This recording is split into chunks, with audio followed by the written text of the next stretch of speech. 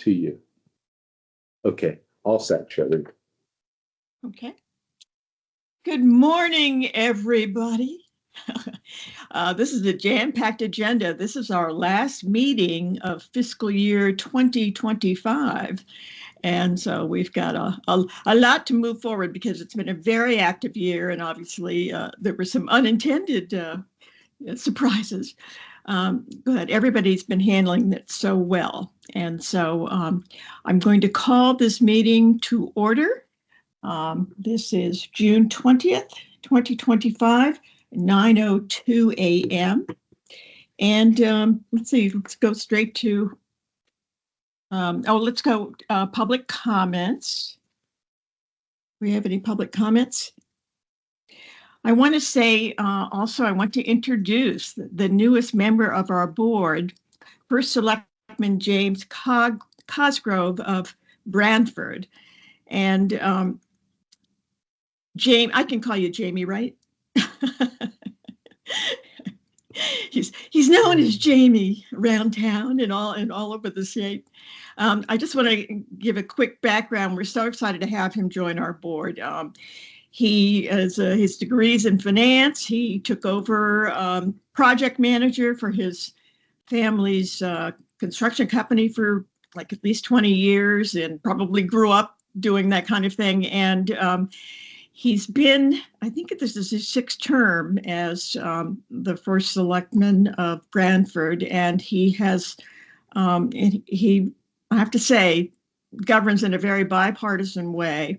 We've done an enormous amount of clean energy projects during his administration, and he was replacing or taking the empty chair of since nobody can replace her, the Mayor Stratford Laura Hoydick, and so we welcome you, Jamie. And did you want to say hello?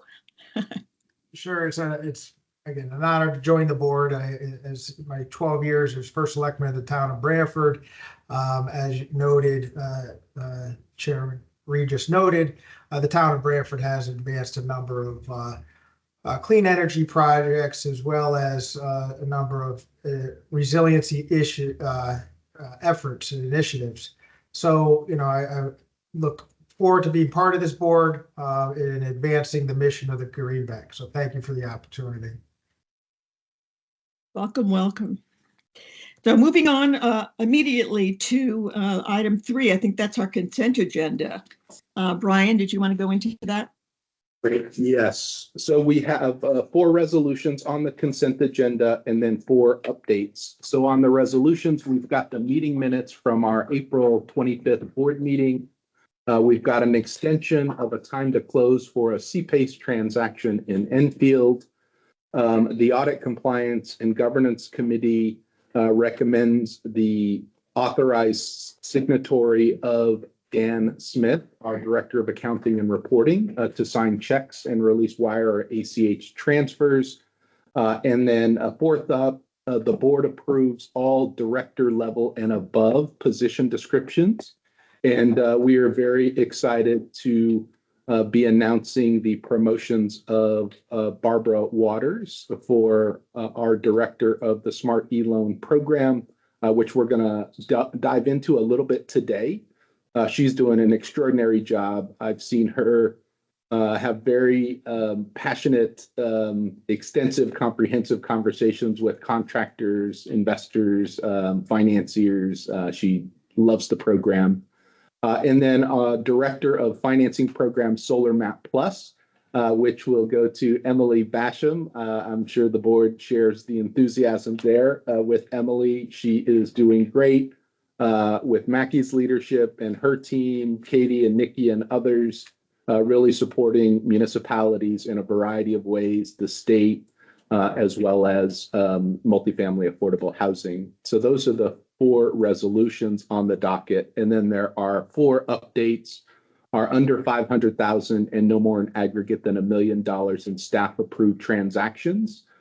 We have a process, Jamie, where a transaction that's consistent with our comprehensive plan and budget That is, no more than 500,000 can be reviewed and approved by the staff up to $1 million.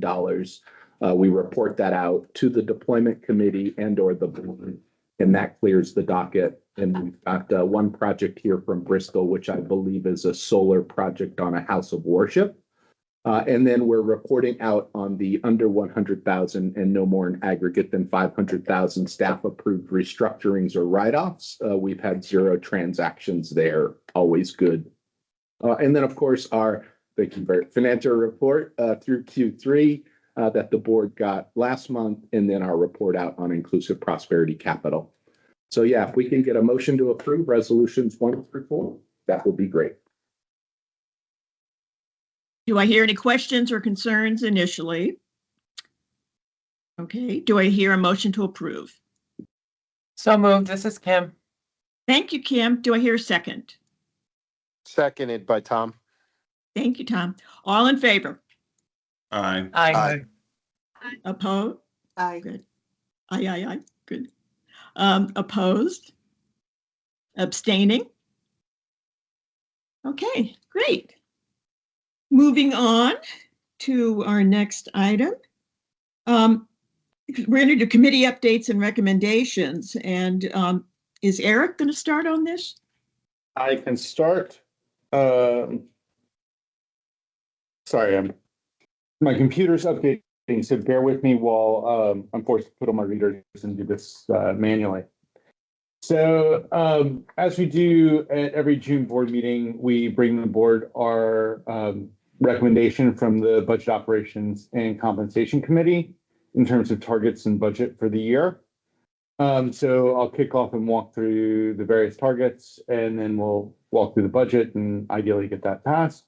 So starting off, we are proposing a target for the financing programs of 491 projects for close to $100 million in terms of capital deployment, of which just over 20 million will be from the Green Bank. We're looking to commit or to use NCIF funds for $15 million of that. We're looking to install at least 24.9 megawatts of clean energy capacity. Breaking this down, that's 24 CPACE projects for $42 million, 10 million of Green Bank balance sheet. That's 20 projects for 28 million, 2 million of which will be from the Green Bank balance sheet for our MAP Plus program. We're looking at 11 PPAs that do not come through the MAP program, where we're looking to commit at least $5.1 million from the Green Bank balance sheet, and then we'll continue our partnership with Eversource on SBEA for 436 projects, $15 million in capital deployment, about 3 million of which will come from the Green Bank. Next slide. On the incentive programs, the majority of this will be driven by ESS, Energy Storage Solutions. On the Resi side, we're keeping in line with the PURA target, 500 projects, $15 million in capital deployed. We're committing 3.75 million in terms of Green Bank capital. That's cost recovered incentives. That's to install a nameplate of 5 megawatts. On the CNI side, 5 projects, $15 million of capital deployment, 2.5 in cost recoverable Green Bank incentives for 10 megawatts of nameplate capacity. And then Smarty, we're aiming for 915 projects, so a little scaled back from where we are our targets for this year, but in line with where we see things heading economically. $23 million of capital deployment. We're hoping to leverage 5 million from the EPA funds, the NCIF. 2 megawatts of capacity installed there. The majority will be on energy efficiency, HVAC projects, as it usually is. In terms of environmental infrastructure, we're looking for 2 projects, $5 million to capital deployed, 2.5 million from the Green Bank balance sheet. We're looking to commit NCIF funds here for 5 million. Next slide. And feel free to jump in with questions. I'm just moving fast because I know we have the transactions and stuff that matters at the end, so I want to make sure we have time to get there. For investments, we have our Solar for All. So the state with DEEP as the leader won money from the EPA in the Solar for All competition. We're supporting that. We're looking to get a total of 21 projects off the ground next fiscal year. That's in terms of launching a low-income lease for single family, as well as supporting PPAs for multifamily. It's about $1.6 million, $1.7 million of capital deployed, all of which will be coming from the Green Bank balance sheet, all of which we're looking to tap the Solar for All funding from EPA. That's about 4 megawatts of, or more than 4 megawatts of capacity there. In terms of innovation, that's really our technology projects. We're launching our fleet accelerator. We're looking to get six school districts through our fleet electrification accelerator. There's no capital commitment with that. But that's basically should ideally follow on should these districts need help in support actually implementing the plans they develop in the fleet electrification advisor. In terms of other capital solutions, you can see the EI has flowed over from that sector's goals. We also have a call out for transportation. We have 4 deals in the pipeline, which we're hoping will close next year for about $20 million, all of which will be Green Bank balance sheet, 10 of which will be National Clean Investment Fund money, and then clean energy capital solutions, so bespoke projects. We're looking for a minimum of 4 of those, 30 million in capital deployed, 20 million from our balance sheet, 5 of which could be from the NCIF money.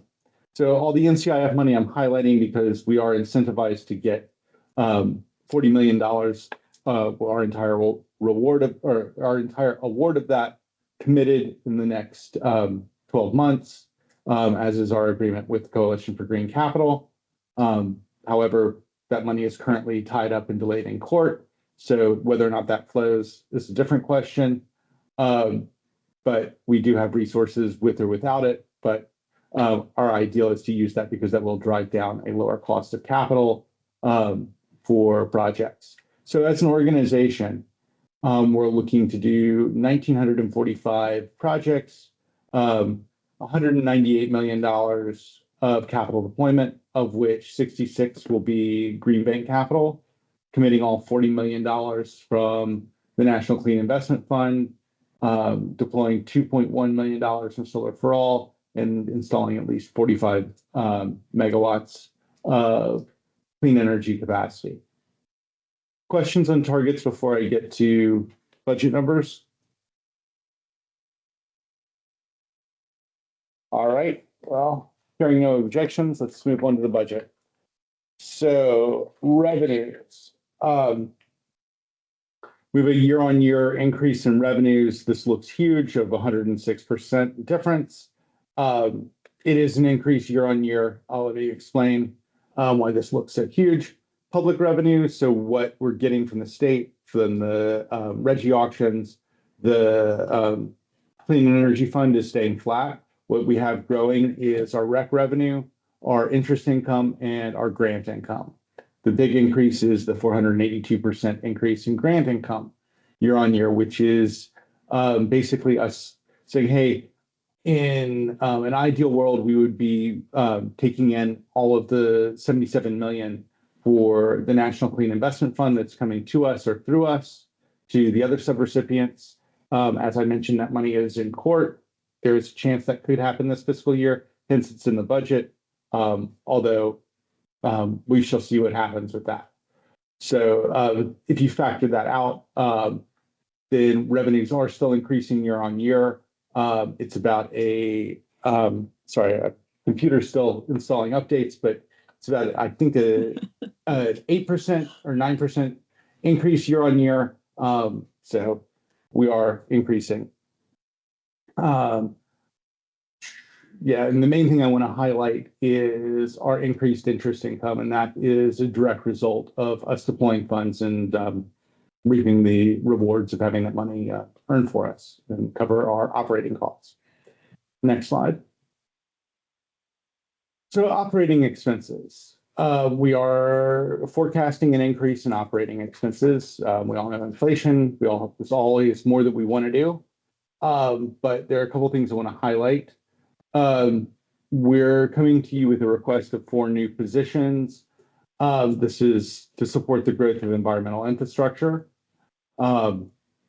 It's going to allow them to focus on their pipeline of waste to energy project, not waste to energy, I'm sorry, waste and recycling projects, as well as start to work on some stormwater projects later in the year. We also have a new headcount to support the bringing back in-house of the Smarty Loan program. This IPC has been managing that for a few years. Where we are with the program right now in our long-term relationship with IPC, 8 years, that comes to an end at the end of next fiscal year. We're going to look to bring the support and administration of that product back in-house. The big increase in compensation and benefits is this $2.1 million previously discussed and endorsed incentive compensation pool. That's contingent upon us actually getting the money from EPA for the NCIF and deploying that successfully. So ideally, those monies will be freed up and ideally we'll be spending this, but we shall see what happens with the courts. Program administration, we have a $1.8 million increase, which is not really a $1.8 million increase. This is just showing here in the budget. This is a result of us now having to include all of our subsidiaries in this budget. This represents the operations and maintenance for all of the solar arrays that we own, which we previously spent money on, we previously budgeted for, they weren't aggregated here. So now that we have flipped the ownership of SL2 and SL3 and bought out our tax equity partner, those now become fully controlled subsidiaries, and those need to be reflected in the budget, hence that $1.8 million increase. Our IPC fees are decreasing as per our long-term agreements with IPC. Consulting and professional fees, we have a $681 million, or sorry, not million, $681,000 increase. This is due to bond issuance costs. We are planning to come to market with our next and final Shrek securitization this year. And then there's an additional budget for potential legal expenses related to the Greenhouse Gas Reduction Fund. Those are the primary drivers of operating expense differences year on year. Next slide. Actually, if you go back really quick, there's one thing I do want to highlight that we, just because it's come through the board, we are now reserving on here. Basically, we're reserving some funds for when we have to abandon PPAs that we have in the process that before they've been constructed. So it's basically a write-off on here where it's a new reserve of about $100,000 that's in here. Just wanted to highlight that because it has been going through the board recently with the committees. Next slide. Strategic partners. As you know, as part of our budget process, every year we come to you for the approval to enter into high value PSAs with specific partners. As part of our operating procedures, we need to come to the board chair or to the board for approval of any PSA above $75,000. So these are ones that we are intending to enter into shortly as part of the new fiscal year. I'll quickly just go through. We have Nexus Dynamics Group, our new managed services IT provider. We have New Charter Technologies, our former IT provider who now does some development work for us. Alter Domus, our loan servicer for CPACE. Inclusive Prosperity Capital, who's administrating the Smarty program. D&B, who is the technical administrator for CPACE and our external engineers for our securitization. We have Guidehouse, program design for battery storage. CES, our new battery storage EM&V provider. Our accountants at PKI O'Connor Davis. Our auditors, our other auditors and consultants at Clifton Larson Allen. CTEC Solar, who does our O&M on our PPA fleet, Go, our marketing agency, Craftsman Technologies, who's our Salesforce developer, Strategic Environmental Associates, our corporate markets consultant, Terrasoft, who is the state's Salesforce reseller, the DCS, who is one of our O&M providers, and also Energy, who's our monitoring platform for solar generation data. I know that I've run through this. I don't know. I feel like I'm talking like an auctioneer, but do you have any questions?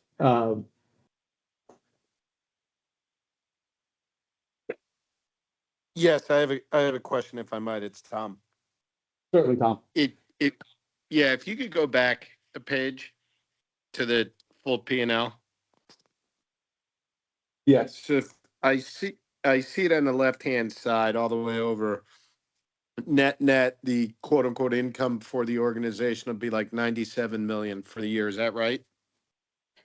Yes. That includes the grants. Yeah. And that's based on $160 million worth of revenue, correct? Yes. How much of the revenue is at risk? I would say the grant is the part that is the most uncertain, and that's about $70 million in this. So, yeah, so I guess my question, that's kind of where I thought.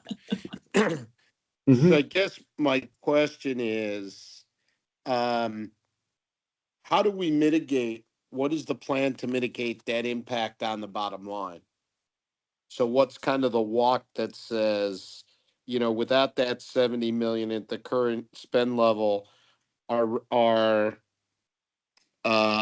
net revenues, or what I would call income, right at the bottom, goes from, let's say, just if it was complete, 97 million dramatically down. How do we mitigate that? And what I usually refer to them as in finance speak is rip cords. What expenses can we pull out of the organization to mitigate some of the impact of losing that significant amount of revenue? Or said differently, what expenses are we going to wait to put in until such time as we know what revenue we're going to get? So, see what I mean? Totally hear you, Tom. So there are expenses that we will wait to expend. So the top one is the first one that I mentioned earlier, the 2.1 million in incentive comp, that it's not going to get spent if we don't have money to deploy that we're incentivized around. There are other project development costs and consulting costs associated with this. So we pay basically on a per project fee around our map development. So those are things that could be slowed, and we're still developing the pipeline. They will be ready to go. This is all money that we're intending to invest, and so we could find other sources and other partners on this for these funds. Is the other strategy here. So it's, hey, we're getting effectively very cheap or free money to go invest. We may have to bring in other financing partners to pull off some of these projects and reduce our portion of them. The other thing that we are considering and doing, Bert and I were just whispering about, was potentially reserving from an accounting perspective for these grant funds. And just to highlight, of those grant funds, I said it's 77 million. 40 is our portion. The other, the remainder, is getting re-granted onward as per CGC's awards. So right. So you'd be looking at an impact, after that of in the 40s, right? Correct. Yeah. Excuse me. You keep tying the compensation, the incentive comp, directly to those grants. Is that because those grants? Is that just a convenient way, or are those incentive comp plans really dependent on those grants? I guess that's a question for Brian Garcia. It is 100% linked specifically to those funds. We have only discussed an incentive comp plan to those funds just because they're, we have a time consideration linked to those. So those accrue to our balance sheet if we get them deployed within 1 year. If we don't, then we have to pay interest on them. They transform from a grant to a loan, or I guess technically it's a loan until if we get them out, then it becomes a grant.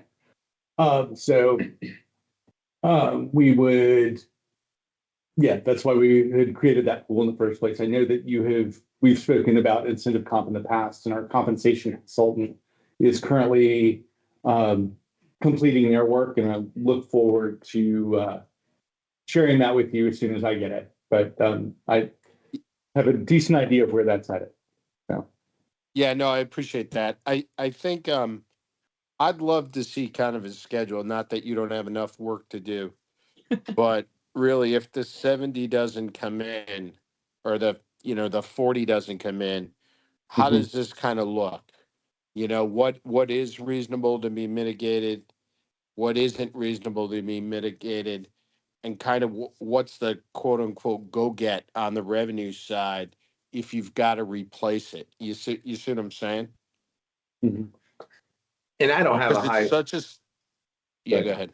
I was going to say I don't have a strong belief that 40 million is going to come. If you look through the legal issues that are currently going on, I would no one should hold their breath expecting that $40 million this next year.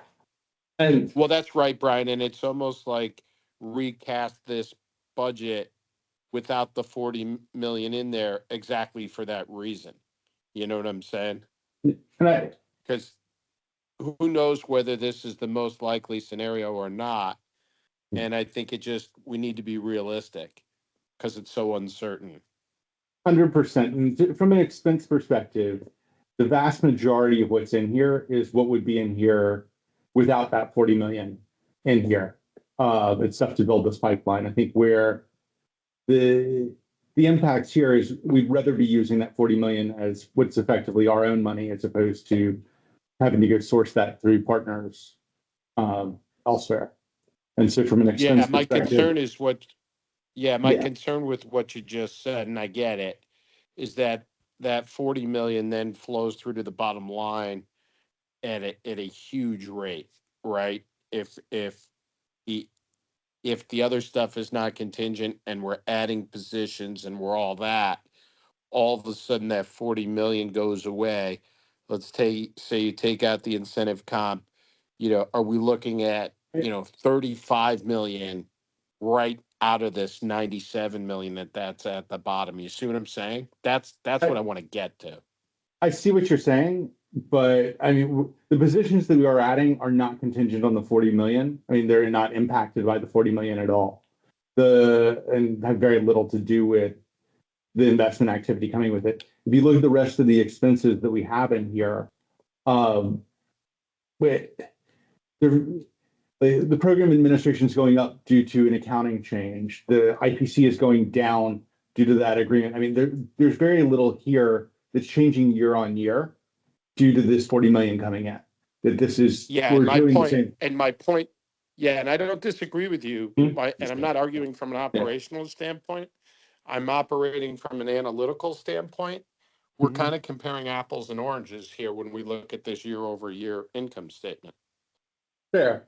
I'm happy to put something together. Can I jump in here? Sure thing. Sort of have a point related to this. So I think maybe, and I think it's good to kind of compare like what would happen with or without. But if I could summarize what I think I'm hearing is that if that 40 million or the 70 million or whatever the total number is needs to be recognized as income because it's coming in a grant form. So it is income, but there's no real associated expense with it from a P&L perspective because it's going to eventually get invested on the balance sheet into projects, right? Is that kind of a correct way of thinking about it?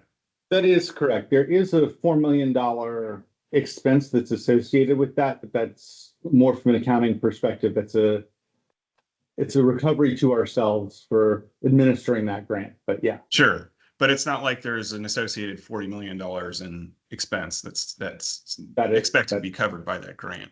That is And so correct. if you do a quick math exercise and kind of take a look at what it would look like without that 40 million, then you're sort of, or 70 million, I guess. You're in the same ballpark as what we had in fiscal year 25 in terms of the bottom line, right? So basically, Yeah, that's and my correct me- problem. Because if you do that, you're in the same ballpark at the bottom line. Take the 70 million out, you went up 20 million in revenue, right? Because you went to 90 some odd versus 70 some odd, right? So maybe you went up 11 million, 12 million in revenue. I don't know where the bottom line comes out, so I don't know whether we're doing better or worse. Right. So I think the exercise is to kind of strip it out and see what that compares to Right. FY25. Sort of without the grant pass through. Correct. Yeah. Okay. Because to your point, you're asking to add all these positions, and I'm not complaining about the positions, okay? I'm not arguing the necessity of the positions, but we're asking for all these positions. But I don't know, does that bottom line then go from, 25 million to 26 million on 20 more revenue, or which would argue, or 15 more revenue, which would argue that we're not being as efficient. You see what I'm saying? That's my comment about apples to oranges. Totally. That's all. Okay, we can create that view.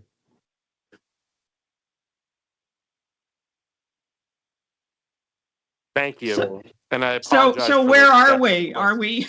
we, are we coming up with Plan Bs, or are we going to go forward with this resolution? What does everybody think? Can I just ask one more clarifying question in terms of like the budget approval? And I know there's lots of folks that have been in the same position with grant funds that are in limbo. Do we need to approve a budget as if we were going to receive it, or as if we weren't, or like how do we kind of technically do this? I would say we should approve the budget as if we're going to be getting it, because right now in the courts, we're in the DC Circuit Court, but we've won in the DC District Court. So based on where we are today, the funds are likely to come to us. Now, that could change, but today that's where we are. And I think approving a budget that doesn't have it isn't a good signal to be sending the courts. I would argue maybe that latter part's the most important part, because I think the likelihood of us receiving those funds is small. But I think the argument that it helps us in that legal battle is persuasive, in my opinion. Here, guys, I'm not for any moment, for any instance, saying that I want to approve a budget without those funds for all the reasons you guys just articulated. Okay. What I'm saying is a good financial steward, we need to know what the impact is of not getting those funds and what our risk is. And that's only because you guys are adding all these other expenses. And again, I'm not questioning the addition of the expenses. I'm just saying right now, I don't know, apples to apples, am I approving a budget that is better financially or worse financially year over year? Do you see what I'm saying? So it's an analysis. I'm not in any way, shape, or form saying it's for approval of a Plan B. It's an analysis in the support of this budget, is what I'm saying. So are you voting for the resolution or not, Tom?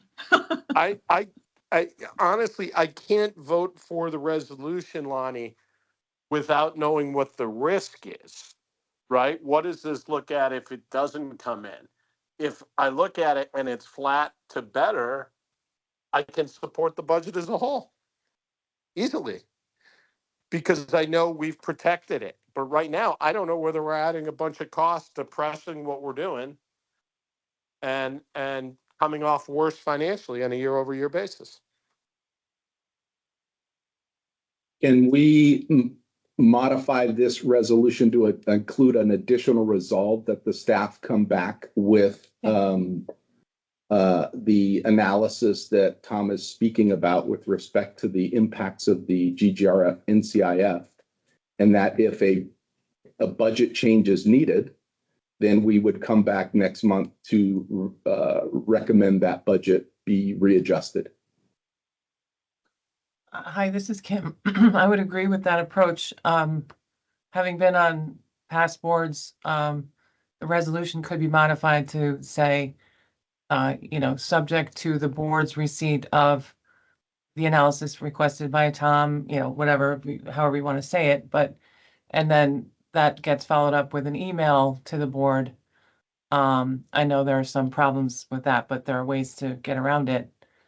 And then upon receipt of that analysis and satisfaction that, we've assessed the risk, I think the resolution or the budget can be considered passed. I'm not a lawyer, Dan, but I'm sorry, not to interrupt. I see Dan has a question or observation. I was just seeing if I could jump in. So I just did that analysis. So if we can just do it now, if that's okay. Is that okay with everyone? Let's So go, Dan. revenues. Yeah. Dan, Yeah, Dan, lay I it know on it's gotta us. Let's hear. All right. So total Yeah, revenues. Dan, was- I know it's got to be cocktail napkin math right now, Yeah, yeah. right? I mean, Yeah. which is, by the way, I am very fine with adopting the resolution as was just laid out, saying contingent upon and come back with the analysis. And I'm fine with doing it that way, just so that I'm clear. And I'd be appreciative of hearing kind of the cocktail napkin math now, knowing that, a fuller analysis is going to come subsequent to the meeting. Is Yeah. how I'd say it. So total revenues this year in the budget was the 160, and 93 is the grant revenue, which includes our portion and then the portion that flows through to Puerto Rico and New Hampshire. So if we take that out, it's 66.9 million of revenues. But last year we also included 16 million related to the NCIF that we were expecting. So you have to take that out of fiscal year 25, gets us to 61.9 last year. It's an 8% increase in total revenues year over year in the budget. And then on the bottom line, we back out all of the grant revenue related to the NCIF and then add back the 2.1 million that we're talking about for incentive comp and the 4 million grant number. We get a bottom line number this year of 10.8 million. And last year, if we take out that 16 million we had included in revenues from the bottom line, it's 8.9 million, which is it's about a 20% increase, $2 million increase, bottom line, year over year. What you're saying is we've improved the bottom line Yeah. when we pull all the grant numbers out. That's right. Yeah, I'd love to see that, Sure. in a bit more detail and all that, but that's helpful. So thank you. Yep.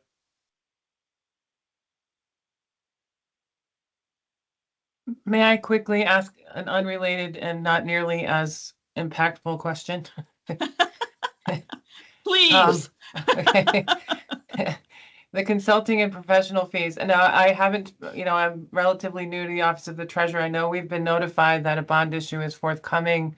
I'm just interested, the way we do cost of issuance here is they're capitalized or rolled into the par amount of the bonds. And they aren't recognized as an operating expense. I was just curious, is this a different kind of thing that you do at the Green Bank with bond issue, cost of issuance? No, we do not do that. Okay, No, we don't do that. We So you- don't have that practice. so you pay the cost of issuance out of pocket? Yeah. Okay. Interesting. Okay, thank you. Any other Anyone? question? Any questions, concerns, observations?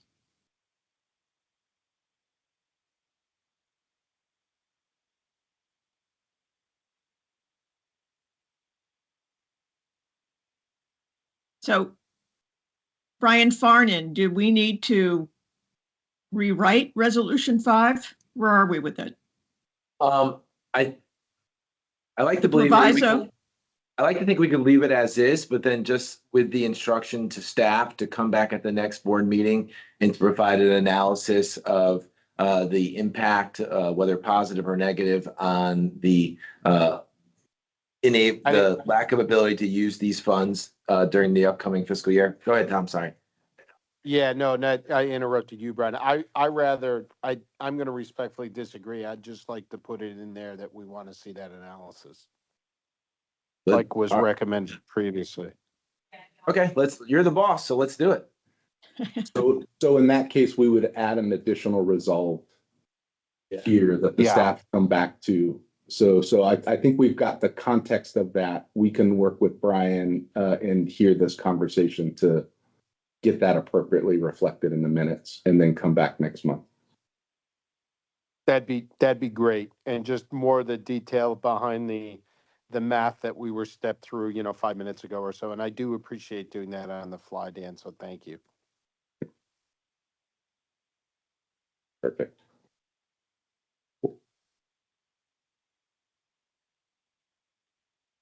So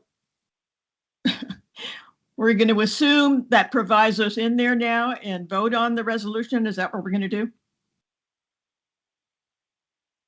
That's right. We would recommend the approval of resolution number 5 with the additional resolve as discussed.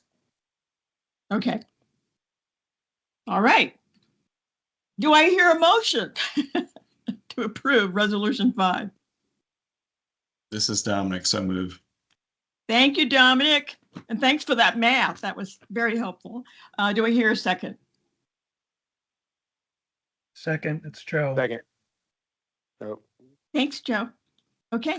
All in favor? Aye. Aye. Opposed? Abstaining?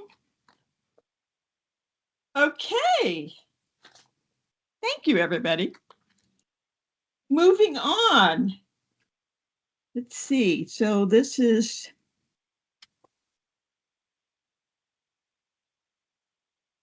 this, let's see, audit compliance and governance?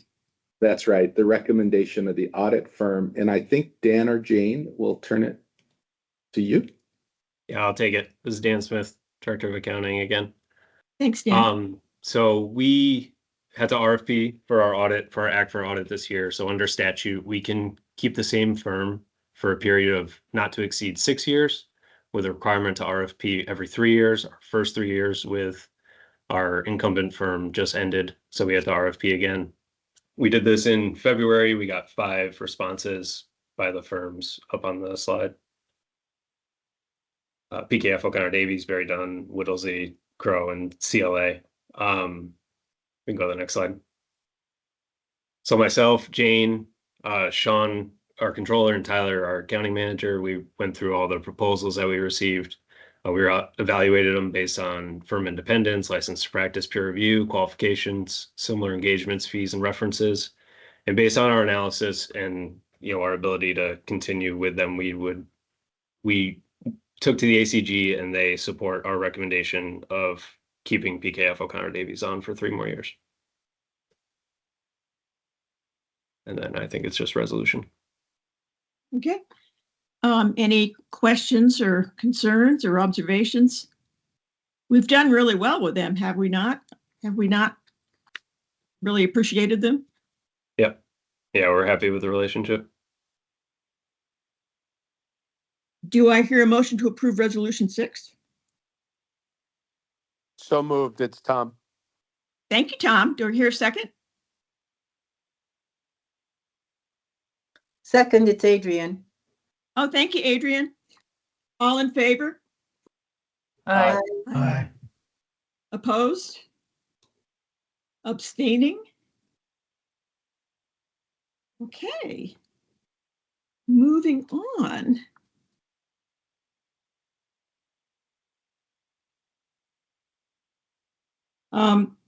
We're going to talk about the Greenhouse Gas Reduction Fund. We have a few more, Chair Reed. We have the loss decision process proposed I see. revision, which I think Mariana, if you're on, will walk us through this. Okay. Hello, Mariana. Yes, I'm on. Thank you all. Mariana Treve here. I'm a director of the investments team, and I'll be walking you through the updates that we've made to the loss decision process. Per the process for updating this loss decision has been presented and approved by the ACG and deployment committees, and we're bringing it forward now for final board approval and adoption. There's two main changes that we will run through. The prior policy did not address commercial solar projects terminated prior to construction completion and forbearance. There were also some sort of cleanups that were done. So on this first slide, I'll talk through the project terminations.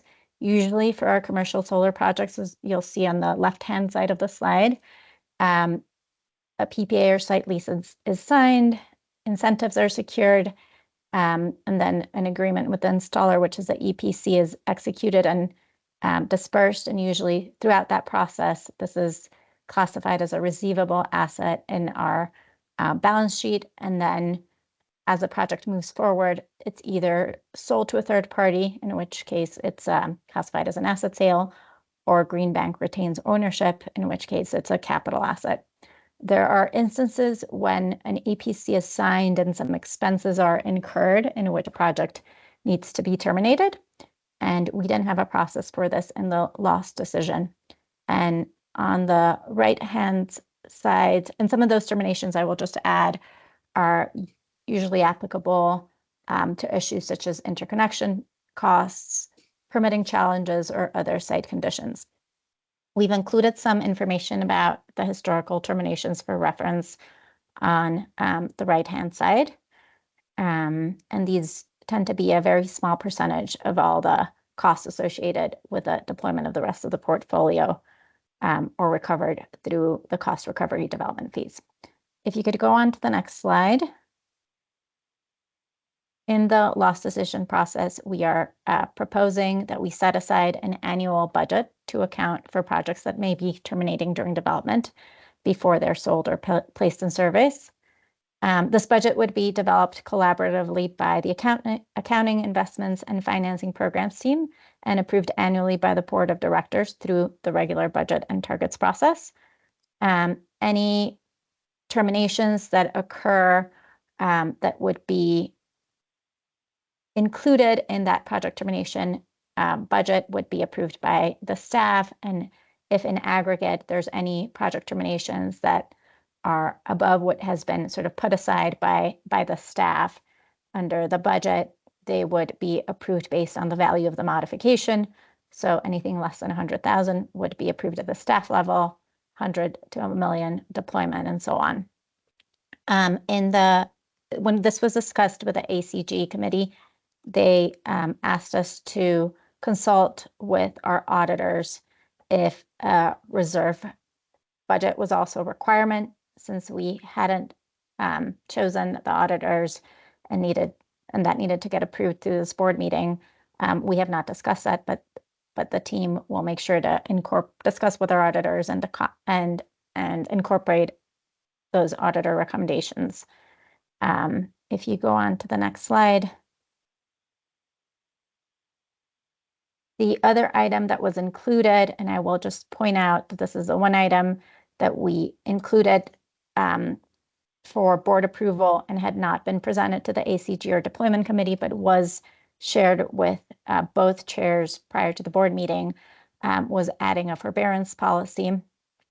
And under the decision process, the forbearance policy allows staff to approve any temporary relief for transactions up to $5 million in 1 year in duration without board approval, and any extensions or amendments beyond these limits would require any approval under the loss decision framework based on the value of the modification or principal outstanding. Other revisions that were incorporated were just to streamline language and improve the structure for consistency, clarity, and flow, and updated some of the programs and reserve percentages, as well as added some practical examples to guide implementation and improve usability. So with that, we are, if you go to the next slide, we're just coming to the board for approval to adopt the revised loss decision process. And I'll take any questions if there's any. Do we have any questions, observations, concerns? It's quiet. Do I hear a motion to approve Resolution 7? I'll make that motion. It's Joe. Thank you, Joe. Do we hear a second?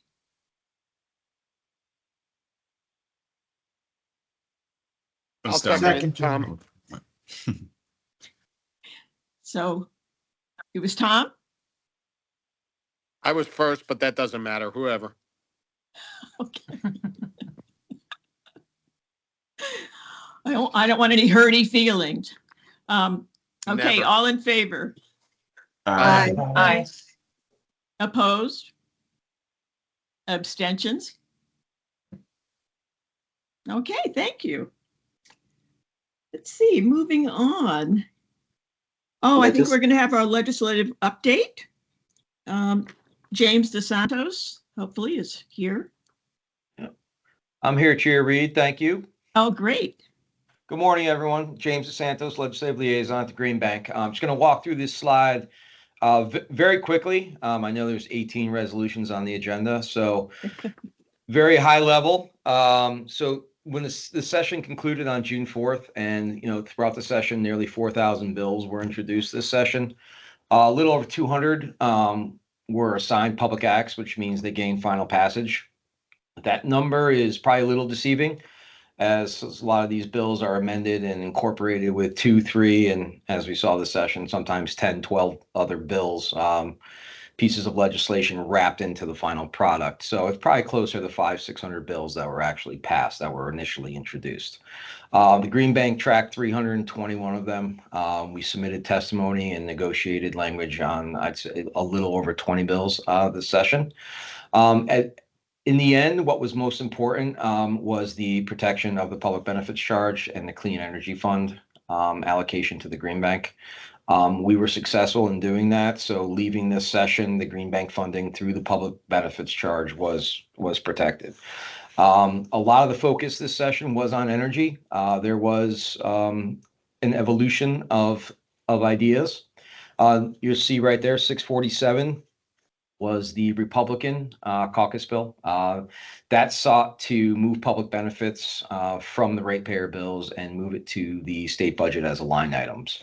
That would have subjected that to a line item veto and to, prioritization over other state budget funded items. So that would have put the Clean Energy Fund and Conservation and Load Management in a very precarious position. That bill was raised for a public hearing in energy, but failed to gain passage. The next one was, you probably read a lot about this in the press. This is the finance energy bill. Strange place to start, but it was led by Senator Fonfara. The bill did pass out of the finance committee, sat on the Senate calendar, was not voted on, but elements of that were incorporated into Senate Bill 4, which is the piece of legislation that passed at the end of the legislative session. So many drafts and focus areas are in Senate Bill 4, but the Green Bank funding and conservation load management funding were protected. And as a bonus to the aircraft carrier comment earlier, the uniform capacity tax was also rolled into that bill, which provides any clarification for any municipal misunderstanding of any projects below 1 megawatt. So to go on to clean legislation of note in the clean energy and decarbonization and resilience areas, there's really two bills I just want to highlight very quickly. The Green Monster Bill, which is 5004. What it does is it advances essentially state agency action on climate change and establishes the Connecticut Clean Economy Council, which the Green Bank will have a seat on. So that was a major priority for the environmental advocates. The other one was Senate Bill 9, which a big congratulations to Joanna Wozniak-Brown for pushing that over, shepherding it through the entire process and then getting it over the finish line this year. Senate Bill 9 essentially ensures the impacts of climate change will be factored into all state and local planning processes, and it includes flood insurance disclosures, and most importantly, creates resiliency improvement districts, which mirrors tax incremental financing districts, which gives us a very unique area to play in for financing, climate resilience measures. Next steps are highlighted below.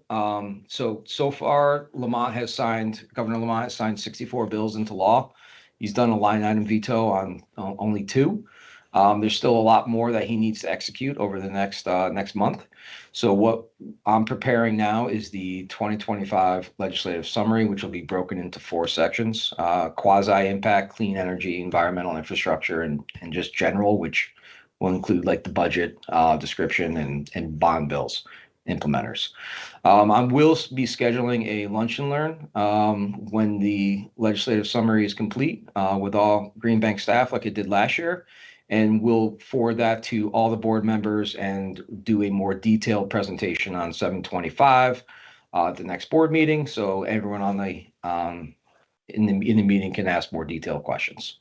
So at that point, I could just open it up to Brian Farnan if you have anything you'd like to add there, Brian. Good session overall, and I think we continue to be a thought leader in the space, and it's great that the legislative leaders on both sides of the aisle are comfortable coming to us for our thoughts on legislation that goes in front of that's going on up in Hartford. Thanks, James.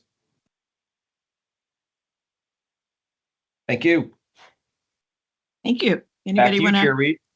Thank you so much. Anybody have anything to add with that? With the legislative experiences here? Okay, moving on. Let's see, item 5, the Greenhouse Gas Reduction Fund update. I think on this should be interesting. Sarah, is Sarah with us, or who's going to do that? Kevin? Hi, Sherry. How are you? Hi, Kevin and Sarah. I'll be jumping in first. Okay, go for it. Great. Awesome. Thank you. Everyone, I'm really excited to be presenting on this potential investment opportunity in Brantford with Zoom.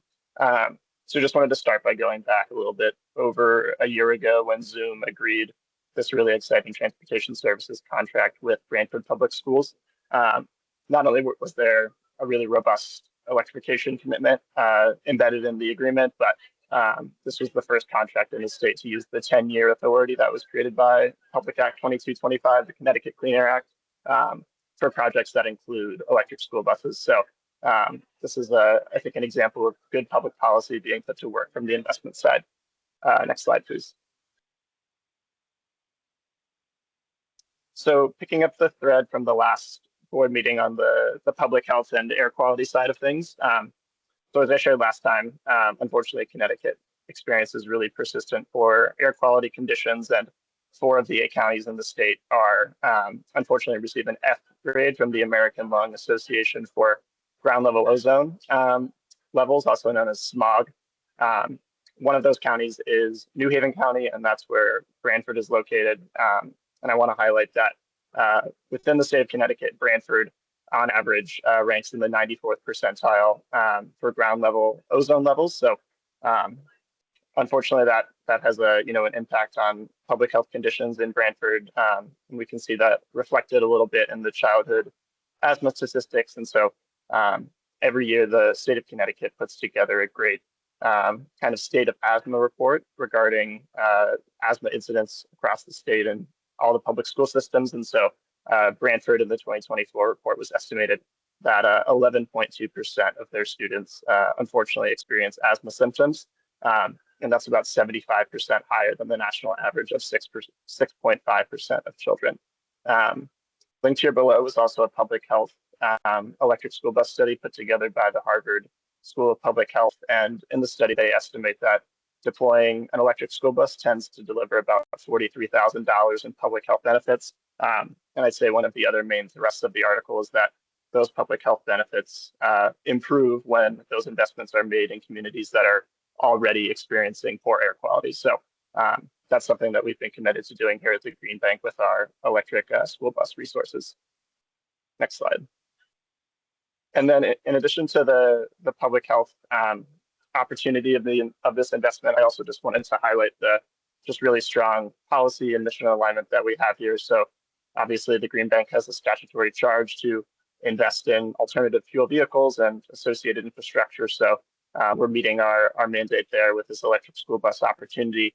And then, zooming into Brantford, I do want to make clear that they are on the 2030 timeline for the electric school bus deployment requirements that are contained in Public Act 2225. And they're also considered a federal low-income and disadvantaged community due to those air quality metrics that I discussed on the previous slide. And at this point, I also want to give a shout out to my colleague, Caleb Smith, who put together this really great internal mapping tool that we have at the Green Bank to essentially dig into the designation status of all of the school districts in the state. And he also helped with verifying those public health metrics as well. So thank you, Caleb.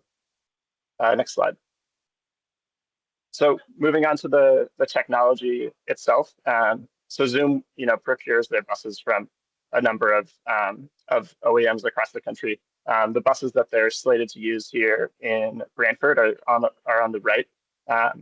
I'd say one of Zoom's kind of differentiators in the market is the fact that they are really effective at optimizing route logistics and the utilization rate of kids that are on the school bus. And so you may notice that there are a lot of the type A buses included here in their kind of logistics plan. And so the fact that they have these 21 type A buses essentially is a way to optimize their routes and help control their costs. So this is kind of a cool way to see some modernization being brought to the school transportation space.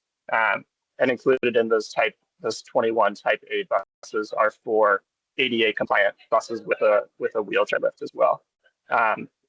And one great thing about the buses that Zoom plans to use is that the battery and bus warranty terms will be tethered for 12 years. So there's not going to be any distinction between battery issues or bus body issues. And so just from a risk management and security standpoint, we consider that a really strong outcome for all parties. Next slide. And now moving on to the chargers. So Zoom is going to be using a 1-to-1 buses to chargers system with Brantford Public Schools. So they have 49 buses and 49 chargers. 44 of those will be essentially a low-powered direct current fast charger rated at 30 kilowatts. And then they'll have 5 60-kilowatt chargers as well. And those will, again, essentially our way to help, just optimize all of their logistics. And those more high-powered DC fast chargers will help address any kind of short-term charging needs that Zoom needs to address. And so the sum maximum load of all of those chargers is 1.62 megawatts. And I want to give some credit to the Zoom team for picking a school bus yard site that they currently lease that has really robust electric capacity. So, they were committed to electrifying from the start. And with the site that they've selected, there's currently shown about 2 megawatts of buffer on the Eversource hosting capacity map. And also another great thing about these chargers is that they're Build America, Buy America compliant. And they're also all vehicle to grid capable. So the charger plan is a future-proofing play as well. Next slide, please. So moving on to the overall project cost and investment summary outlook. So the sum total cost of the buses, the chargers, and then all of the associated electric infrastructure is about $23.5 million.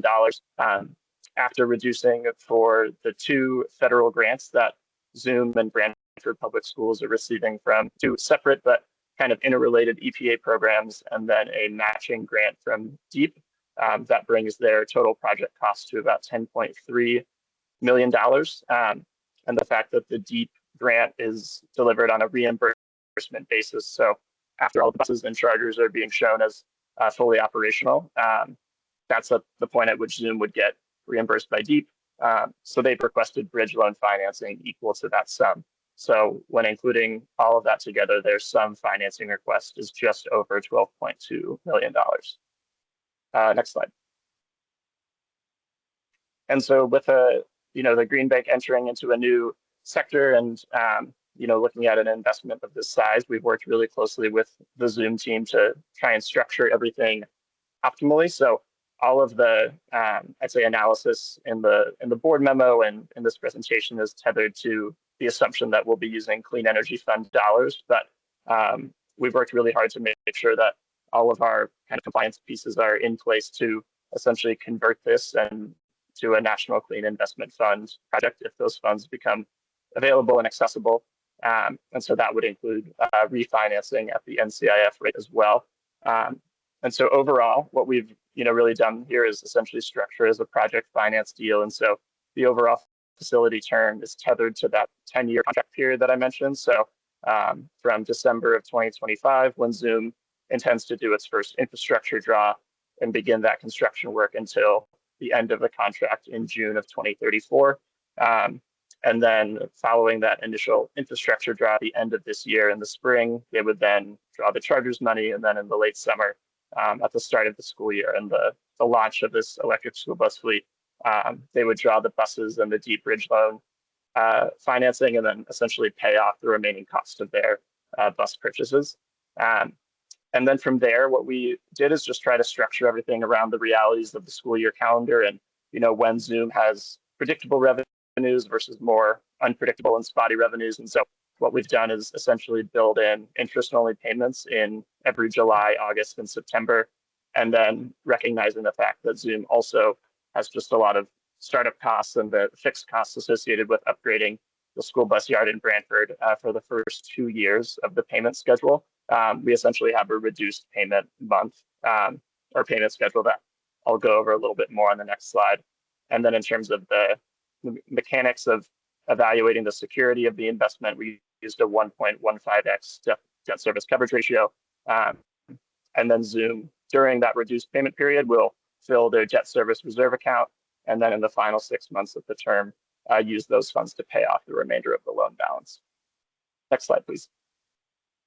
So this is essentially what the sculpting schedule looks like under the Clean Energy Fund paradigm. So as I mentioned, there's kind of that long construction phase. And so a little bit of interest accrues during that portion on that infrastructure draw and the chargers draw as well. And then in the fall of 2026, when the deep grants come into the mix is when they would pay off the bridge loan. So you can see a big drop off there. And then from there, the principal is paid down a little bit more slowly in the first 2 years of the term, recognizing those kind of fixed costs I mentioned earlier. And then from there, we reach a pattern of paying things down rather quickly, except in the summer months when those interest-only payments would kick in as well. And so this, I'd say this sculpting exercise has been really valuable to do from a learning standpoint for the Green Bank to essentially figure out how to structure these things. But if we were doing this in an NCIF context, we certainly wouldn't have had to do all of this massaging. And with integrating NCIF capital, I'd say that Zoom would just have a really, really robust buffer on their debt service coverage ratio and be in a really strong financial position when it comes to the Brantford project. Next slide, please.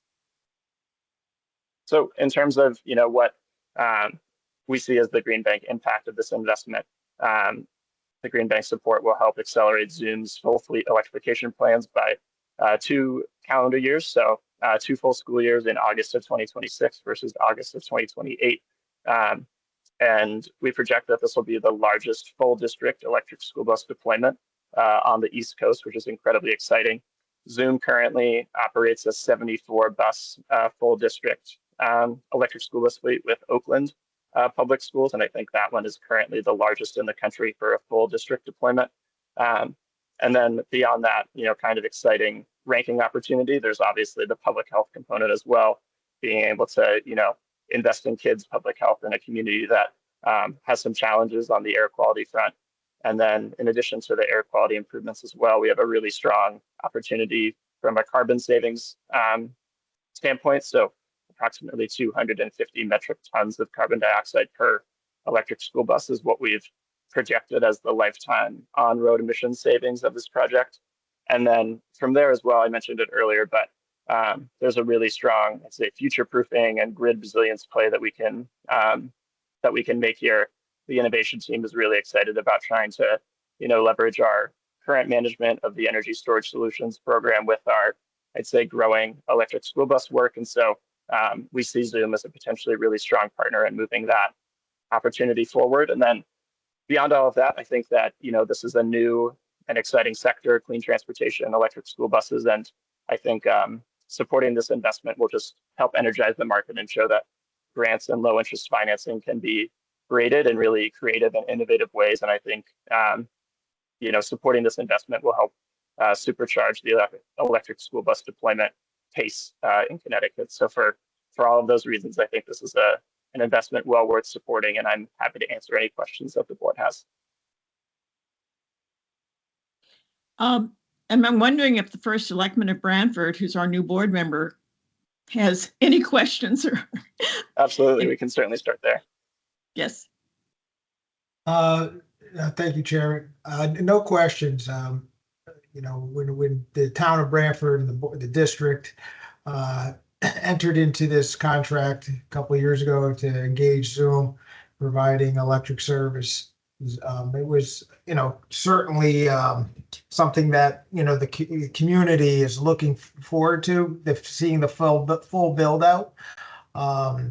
So this is great, to see the support and the financing all coming to fruition, because we knew that would be critical in order for this to be a successful transition, especially in the 5-year time period that we were pushing for.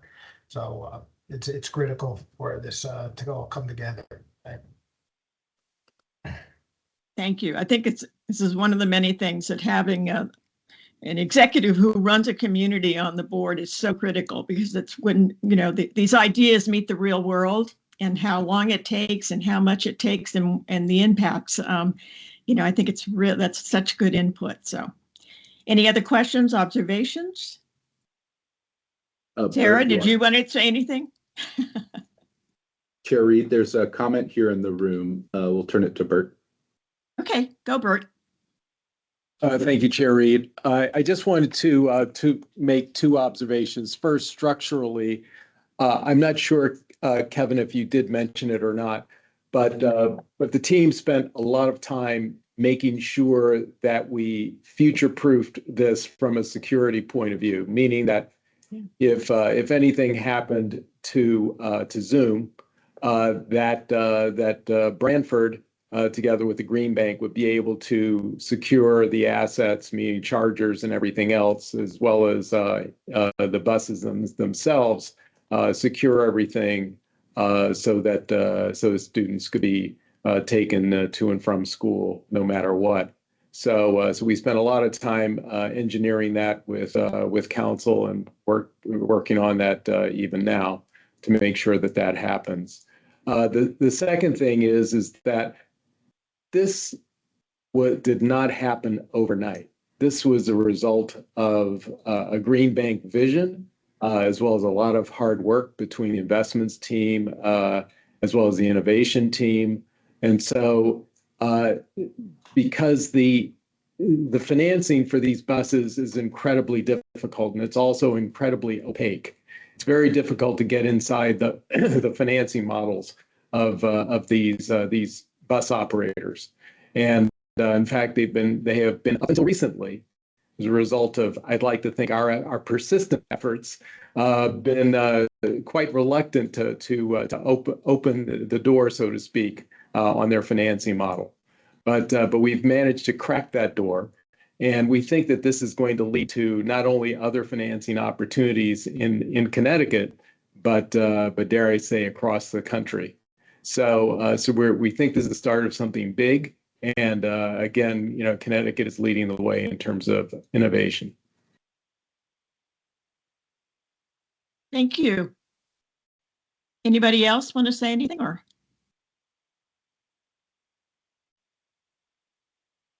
So is the hand that's still up in the Pope conference room, has that been, oh, okay, good. Thought maybe somebody had another question. Do I hear a motion to approve Resolution 8? So moved. This is Kim. Thank you, Kim. Do I hear a second? Second, Jamie. Thank you, Jamie. All in favor? Aye. Aye. Opposed? Abstaining? Okay. Moving on. It was just made. We now have several transactions, modifications through the Energy Storage Solutions Program. And Sergio or Ed, are you going to lead this? Oh, good. Hi, thank you, Madam Chair. This is Ed Kranich with the Connecticut Green Bank. Can you hear Hi, me Ed. okay? Yes, we can. Hi. Okay. And I apologize, I can't get my camera on. I'm traveling today, so I'm in not so good of a cell service area. So I hope you can all hear me clearly. So thank you. Our first of the two transactions today is a modification for a local manufacturer in Connecticut. So this company, Numa Tool, through their developer C-Power, was approved for an upfront incentive in the Energy Storage Solutions Program back about a year and a half ago. And just to bring everyone up to speed on the Energy Storage Solutions Program, it provides upfront and performance incentives for homes and businesses to install battery storage systems at their site.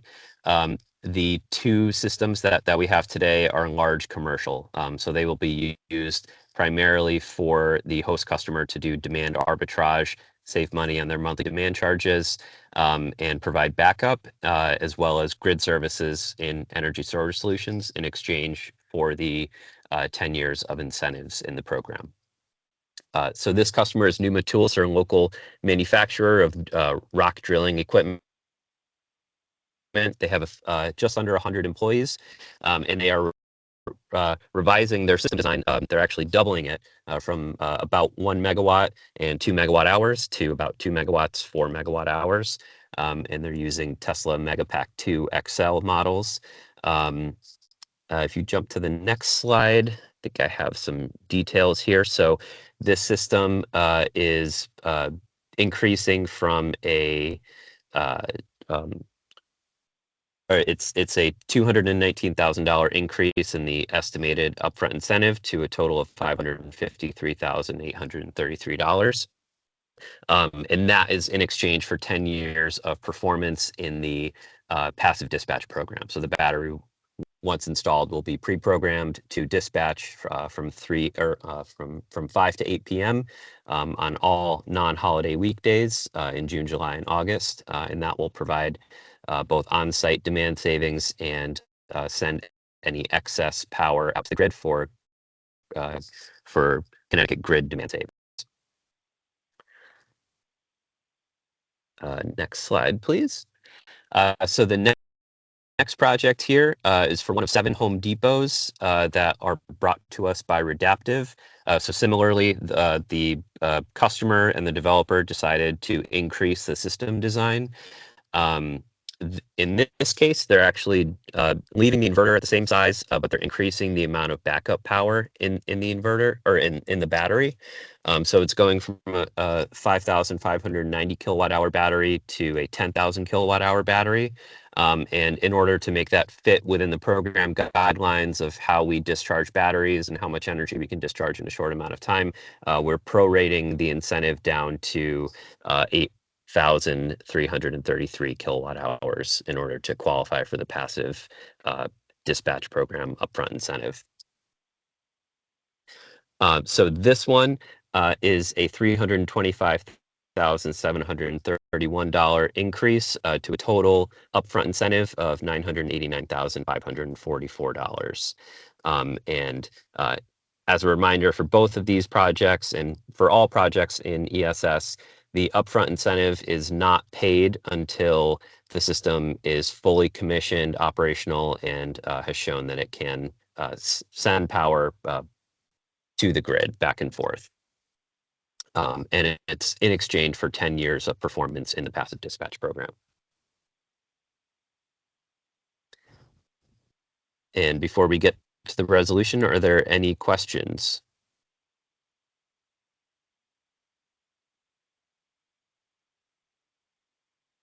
This is Joe. I do have one question, just on the passive dispatch program. To the extent the recipient, in this case, Home Depot, doesn't use the batteries according to the program, is there any recovery of the upfront incentive, or is that upfront incentive not recovered in the event they aren't using the battery according to the expectations? Sure, good question. So we do have a clawback provision where we have a pretty complicated performance metric where we measure how the battery performs in each hour that we call events over the entire season. So at the end of the season, around August or September actually, we check the telemetry for every battery, which we get on a monthly basis. And we ensure that the battery performed as needed, meaning that it discharged at least 80% of its available capacity at the start of the event over a 3-hour period.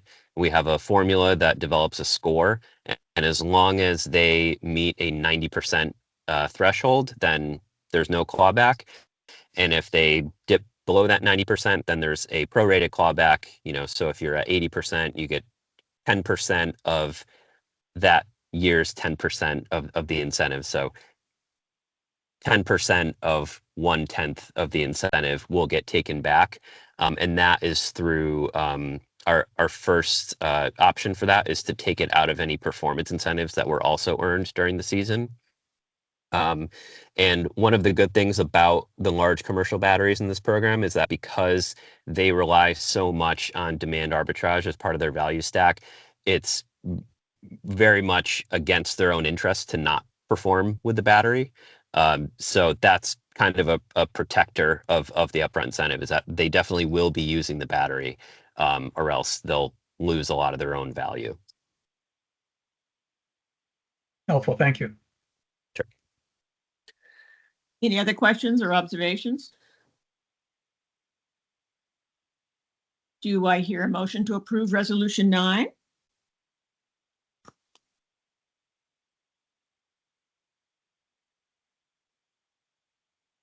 So moved, Jamie. Thank you, Jamie. Do I hear a second? Second, Joanna. Thank you, Joanna. All in favor? Aye. Aye. Opposed? Abstaining? Okay, Excellent. moving on, Chair- financing programs, updates and recommendations. That sounds, Great. oh, Yes, it's we've Catherine got Duncan, Catherine, Yep. Stephanie, and Mackie. Yeah, hi, this is Catherine. I'll be handling the presentations today.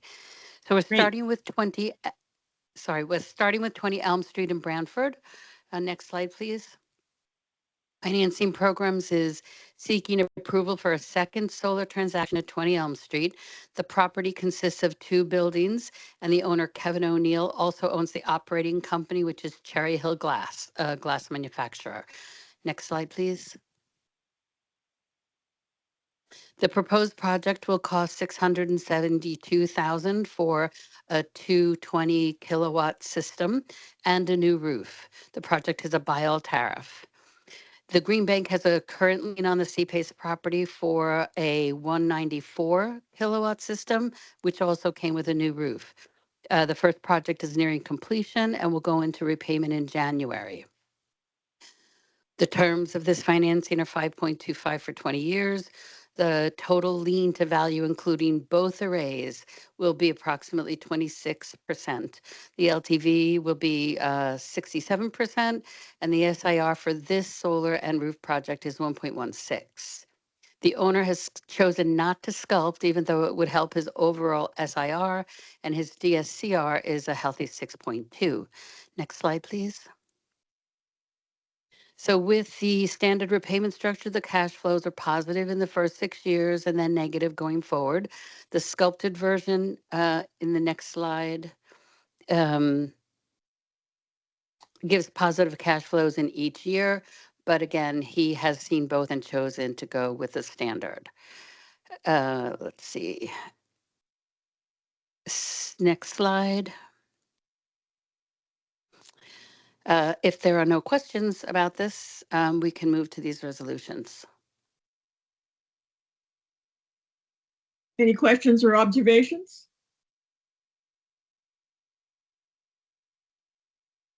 Do I hear a motion to approve Resolution 10? So move Jamie Cosgrove. Thank you, Jamie. Do I hear a second?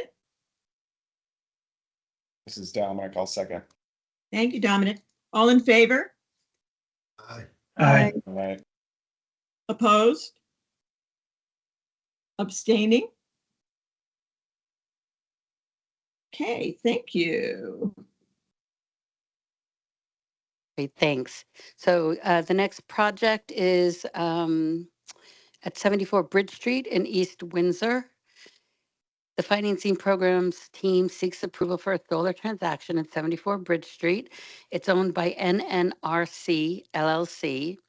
The property is a retail shopping center with a variety of tenants.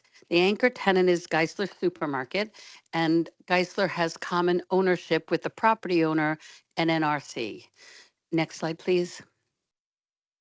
The proposed project will cost $745,000 for a 331 kilowatt system. It's a roof solar installation. NNRC replaced the roof last year, and they have a netting tariff for the project. The terms of this financing are 5.25% for 20 years. The total lien to value will be approximately 12%, and the LTV is 61%. The SIR comes in at 1.58, and the DSCR is 1.45. Next slide. Thank you. This is the standard cash flow process, and you can see that the cash flows are positive in every year, so we did not present a sculpted amortization schedule. If there are any questions or comments, and if not, we can move to the resolutions. Okay, I'm hearing none. Does anybody want to move to approve Resolution 11? I'll make that motion. It's Joe. Thank you, Joe. Do I hear a second? Second, Jamie. Thank you, Jamie. All in favor? Aye. Aye. Opposed? Abstaining? Okay. Catherine again. It's a Hartford Thank you. transaction. Yeah. Yep. So next slide, please. This is at 777 Main Street in Hartford. And the financing programs is seeking approval for to finance a replacement fuel cell at this location. The property is a high rise with an adjacent parking garage. The entire building is organized as a common interest community known as 777 Main Street condominiums. And there are two separate tax parcels, each set up as an individual condo unit. The residential unit that is essentially leased apartments and is not part of the CPACE transaction, and the commercial unit that is. All the entities are owned by the same man, Bruce Becker. The commercial unit is leased to 11 tenants and includes the parking garage as well as some additional basement space. One tenant, CVS, has vacated the property but has the lease for another 11 years. Because the financed amount for this project results in ratios that require exceptions to the Green Bank standards, we're presenting two financing options. One where we finance the full project and one where we finance part of the project with the owner making up the difference. And these are the two scenarios. And I'll give you a second to look at those. But I'll point out that the key factors to note are that the lien to value and the loan to value in both approaches, they exceed our standards on the lien to value, and the full financing exceeds our standard on the loan to value. Now, a key component between the two scenarios and what I think drove underwriting's thinking is that CVS lease that is, vacated, but they're obligated to pay for 11 years.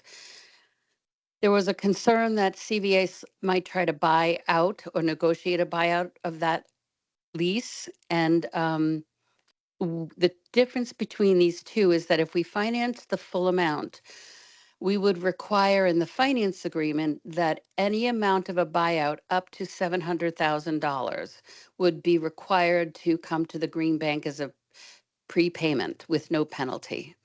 If there were to be a buyout and the amount to exceed $700,000, the owner would have the option of applying more up to the full amount of the buyout against a full finance scenario. And again, that would be without prepayment penalties.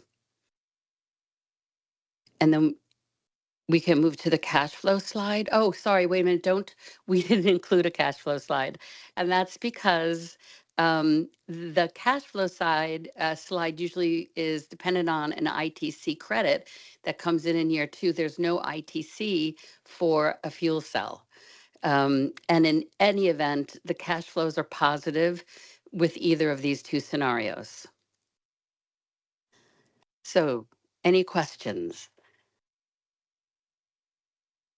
Hey, Catherine, this is Priyank Bhakta on the investments team. If I may just add real quickly some context for the board. The lien to value and loan to value is an exception because we utilize the book value of the property and not the market value. A private appraisal is currently in process. We expect to receive that in the next 3 to 4 weeks, and we do anticipate those ratios to actually improve significantly. So that's the context behind why the ratios are outside of credit guidelines. Just going to share with us. Also, Priyank, would you cover the CVS pay down, please? Yeah, absolutely. So CVS, as Catherine mentioned, CVS is currently a tenant that vacated earlier this year. They are, however, obligated to pay their rent obligation for the remainder of their lease, which is approximately 10 years. The CVS lease is also guaranteed by the parent entity. So CVS parent corporation is a investment rated entity. So we do feel comfortable that CVS will continue to honor their lease obligations and not default on the lease. However, just as a conservative approach, what we decided was if in the event CVS were to negotiate a lease buyout, we would require the C-PACE assessment to get prepaid up to $700,000. And as Catherine mentioned, if the property owner would like to contribute additional funds to paying down the C-PACE loan at that time, then they are able to penalty free.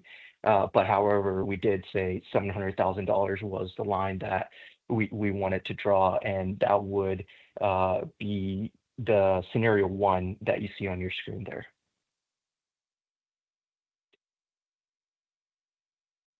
Thank you, Priyank. Yep.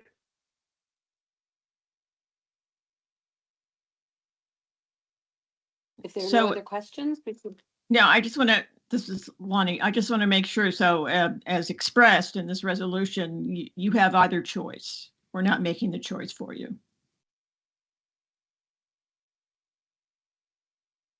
Of the options of how you want to finance it.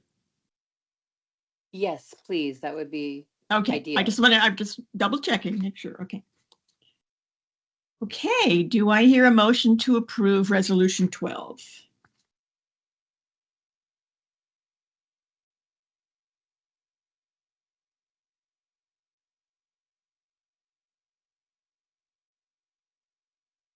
Anybody? I'll make the motion. So It's moved. Adrian Lau. Seconded. Okay, thank you. All in favor? Aye. Aye. Aye. Aye. Opposed? Say again? Aye. Okay. Sorry. That's okay. Opposed? Abstaining? Okay. Resolution 12 approved.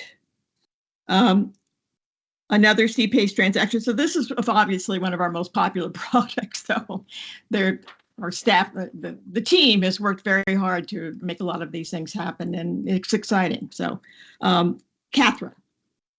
Yep, thank you. So this is a 1052 Boston Post Road in Milford. We're seeking approval for a carport solar installation. The property is owned by 1040 and 1052 Boston Post Road LLC, and it's occupied by JJ Motor Company and JR Luxury. All three companies are related and are further related to Key Cars Auto Group, which operates four auto dealerships in Connecticut. Next slide, please. Next slide, please. Thank you. Okay, the proposed project will cost $1.1 million for 250 kilowatt system with carports, and it has a netting tariff. The terms are 7.75 for 20 years. The total lien to value is 6%, loan to value 86%, and the SIR comes in at 1.05. The owner has chosen not to sculpt, even though it would help his overall SIR and cash flows. The DSCR is, new slide. The DSCR is 1.68%. With the standard repayment structure, you can see that the cash flows are positive in the first 3 years and then negative for the remaining. Next slide. He has, if he sculpted, he'd get 6 years, excluding year 2, where the cash flows are positive, and then negative for 4 years, and then returning to positive. But they've reviewed this, and again, they choose to opt for the standard. Any questions?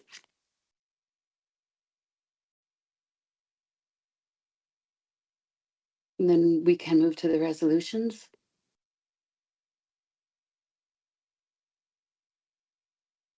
Do I hear a motion to approve Resolution 13?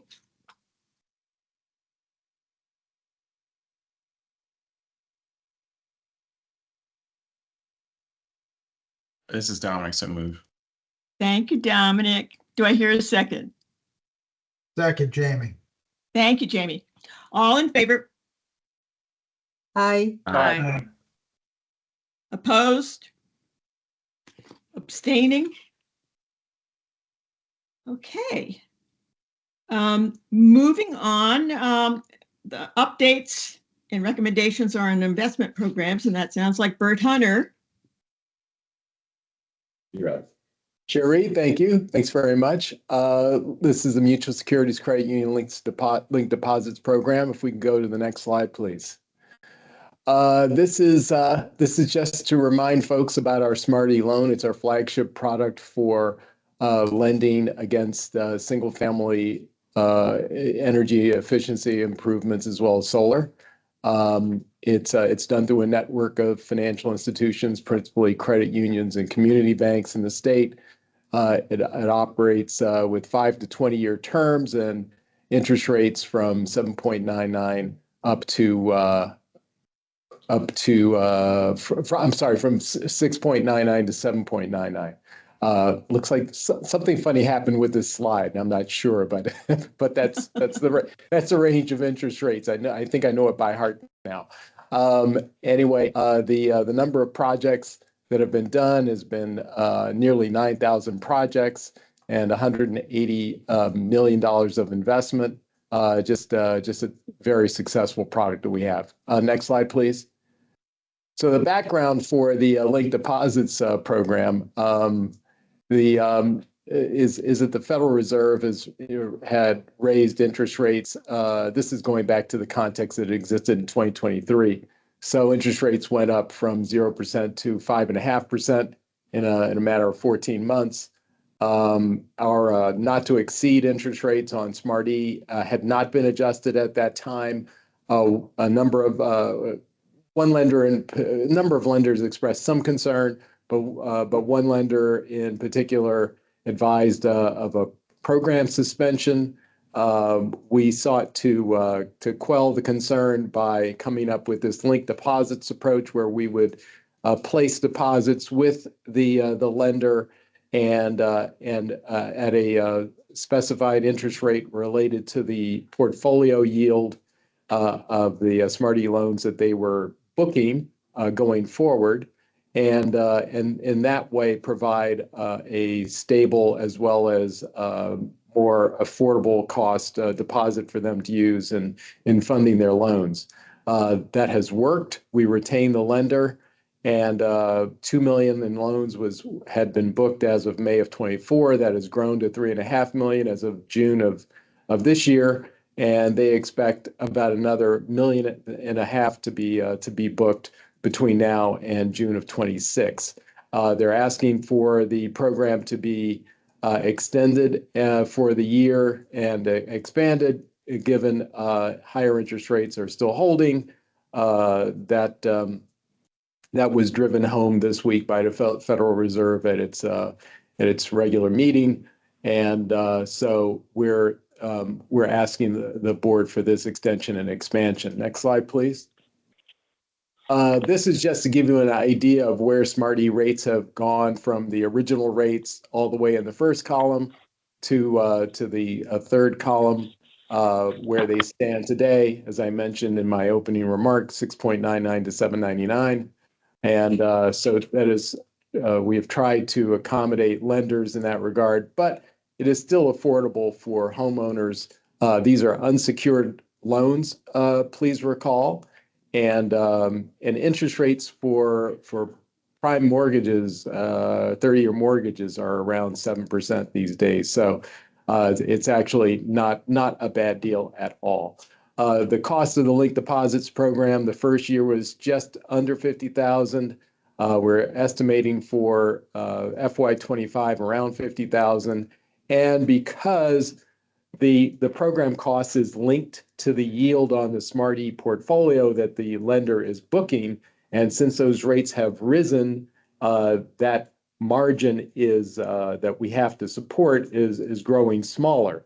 So we're looking at an estimated program cost incrementally of about $30 to $35,000 over the next fiscal year. Next slide, please.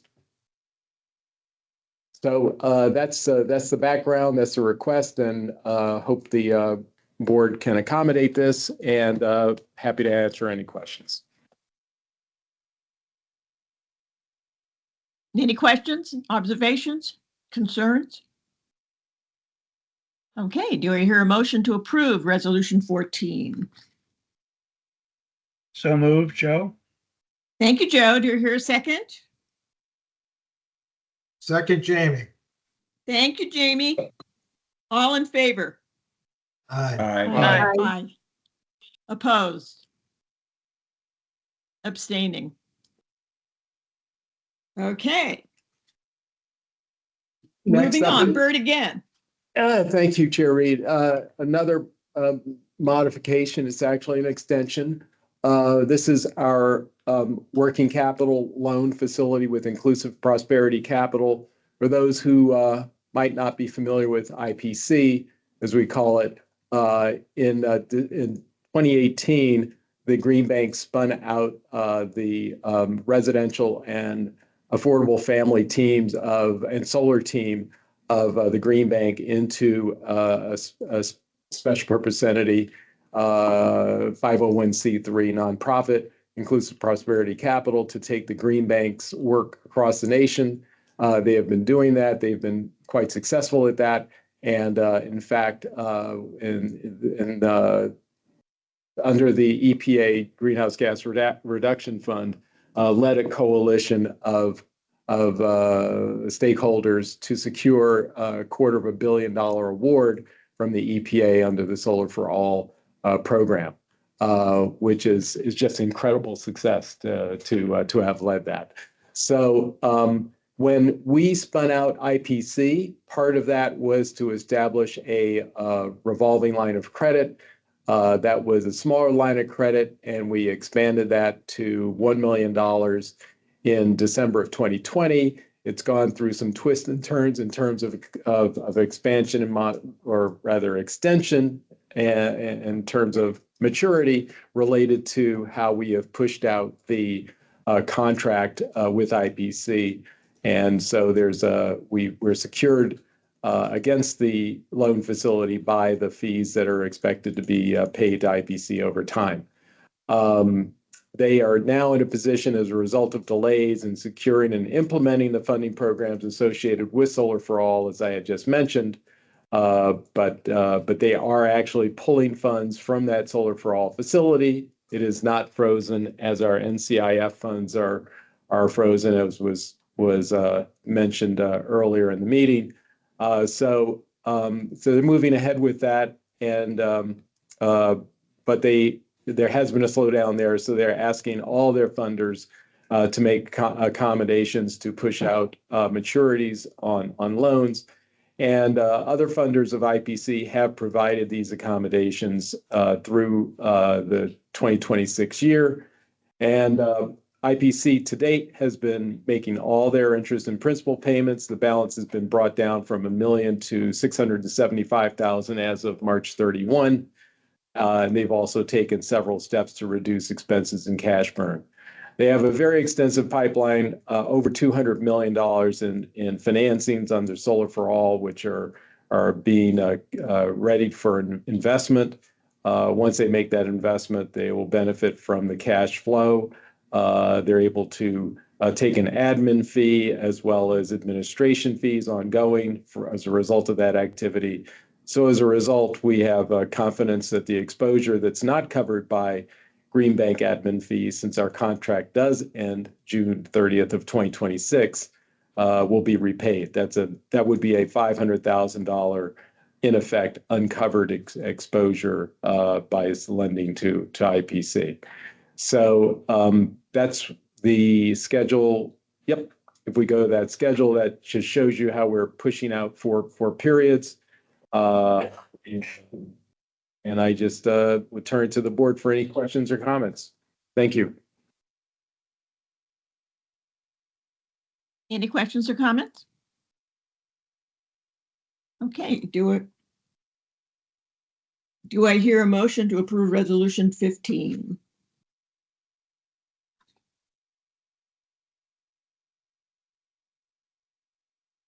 I'll make that motion. It's Joe. Thank you, Joe. Do I hear a second? I'll second. It's Adrian. Thank you, Adrian. All in favor?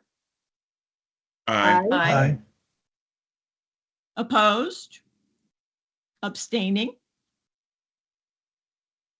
Thank you. Okay, this is the Department of Corrections fuel cell Yep, loan transaction. So that's Bert, and David is going to join you on that. David Beach will manage this. Thanks, David. Okay. Thanks, Jerry. Hi, David. Hi. We can go ahead and get started. The next slide. So this is a project that was brought to us through our state assistance program. Mackie and their team have done a lot of work, obviously with the state facilities, getting them to go solar. And in that process, they learned from the Department of Corrections, York Correctional Facility, that they were interested in doing a fuel cell project. So working through the sort of state assistance program the Green Bank already had, we've supported the Department of Corrections work to develop this fuel cell project. So we created a RFP to look for an owner and financer of this fuel cell project, which you can see some highlights there in the bottom of the screen. It's an 800 kilowatt DC project expected to produce nearly 7,000 megawatt hours in the first year and provide the state facility with more than $10.5 million of savings over the 20-year power purchase agreement. So we had submitted, put out an RFP, received a couple bids, and High Axiom was the one selected through that RFP process to install and be the long-term owner. They, with their own process, went out and found a group called Venture Funding Specialists, who has come in as a co-developer and also is going to be providing the sponsor equity. Venture Funding also went out and found a tax equity provider in the form of Hosler Financial Services. If you go to the next slide, I'll tell you a little bit more about our debt, which is what we're coming to the board with today. So these debt terms are consistent with the RFP we put out to the market. This RFP went out a few years back. I think it was May of 22. So obviously very different kind of interest rate environment. But in order to make sure that the project could keep moving forward, and we honored our what we offered in that RFP. We are maintaining those loan terms, be a 3% interest rate, and wondering why it's so low. That is the reason there. So the Green Bank debt here, it looks a little bit slightly different than how we usually the structure we usually bring to the board. Usually we look at tax equity partnership flip structures, and this project is a sale and leaseback structure. It's just a slightly different legal structure, where the tax equity partner owns the solar, but actually gives it, essentially allows the sponsor equity, an operating entity, to lease the facility and pay lease payments to the tax equity provider. And so our borrower is actually that tax equity entity, Hauser Financial Services. It's just a slightly different structure than we normally see, but it's actually one we think is a strong and equal footing in terms of security, because that tax equity provider is actually the direct owner of the assets. So it should actually make defaulting and realizing those assets, if anything ever goes south, a little bit easier. So you can see the loan terms there. We're suggesting up to a $4 million loan, size to a 1.25% DSCR. It's a 10-year fully amortizing terms, which would mean we would be out of the facility prior to any restacking, which needs to happen. High Axiom fuel cells are rated to go for a 10-year term before needing to be restacked. So this way, we're not taking on any of that restacking risk, which is why the term is 10 years as is listed. I will pause here for any questions before we move to the resolutions.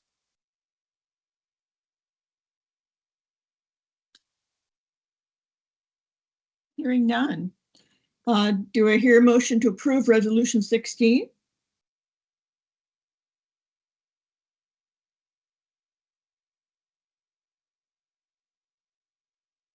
So moved. This is Kim. Thank you, Kim. Do I hear a second? Second, Jamie. Second, Tom. Oh, thanks. All in favor? Aye. Aye. Opposed? Abstaining?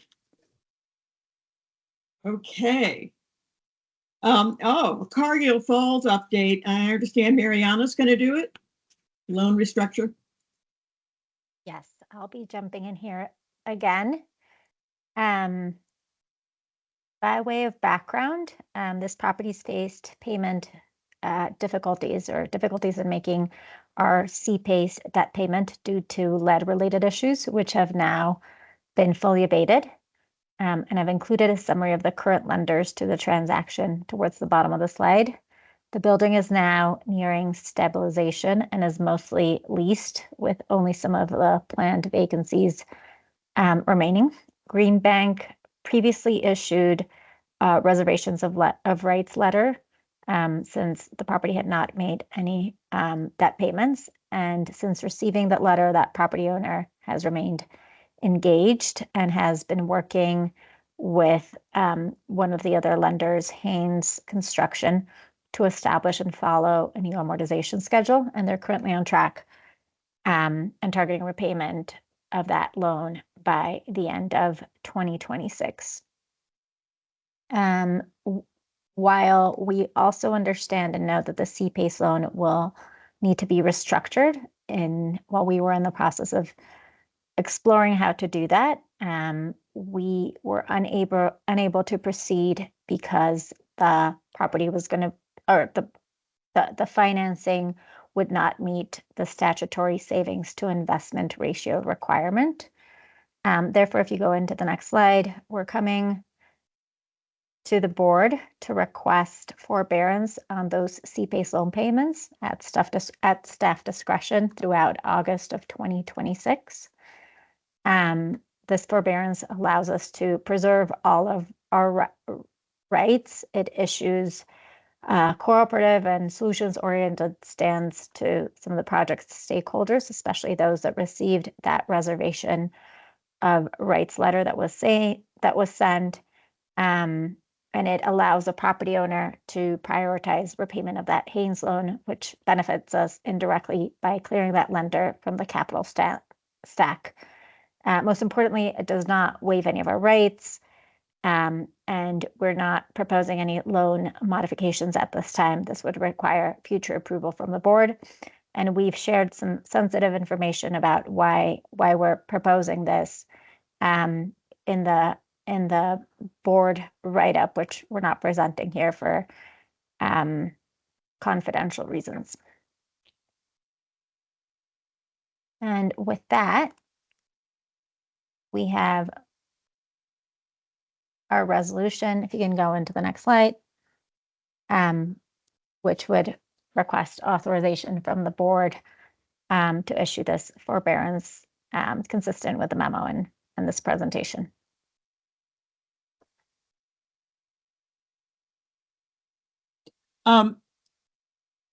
Just to say to Jamie, this was a total recapturing a factory site on a river, and there's a hydro plant that we've also made happen, and it's encountered, as one might imagine, because the factory was very, very ancient. Challenges, which is one thing I think we're very proud of as a Green Bank team, is we take on tough challenges. And I think, as Mariana said, it's very popular. It's mostly leased, and there's been just an enormous amount of interest in it. So does anybody have any questions or concerns or observations? Okay, so do I hear a motion to approve Resolution 17?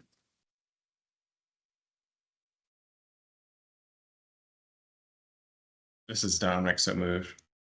Thank you, Dominic. Do we hear a second? I'll second. Joe? Thank you, Joe. All in favor? Aye. Aye. All right. Aye. Opposed? Abstaining? Okay. Moving on. Do we still have Tom?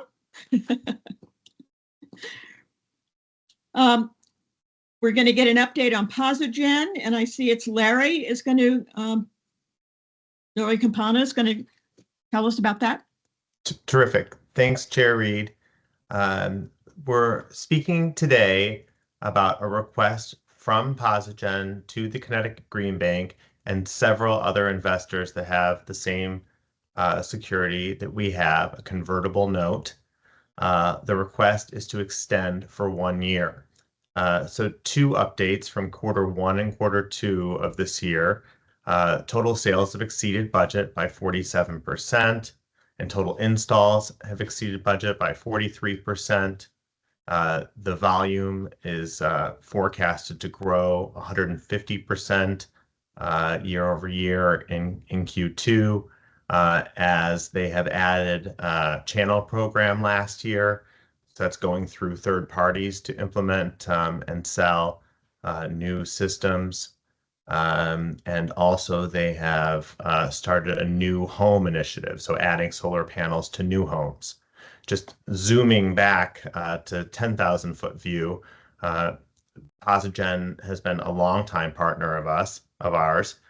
We have had we've been growing with them both in Connecticut and and they are also operating in 14 states now. But of course, we're focused on the Connecticut growth.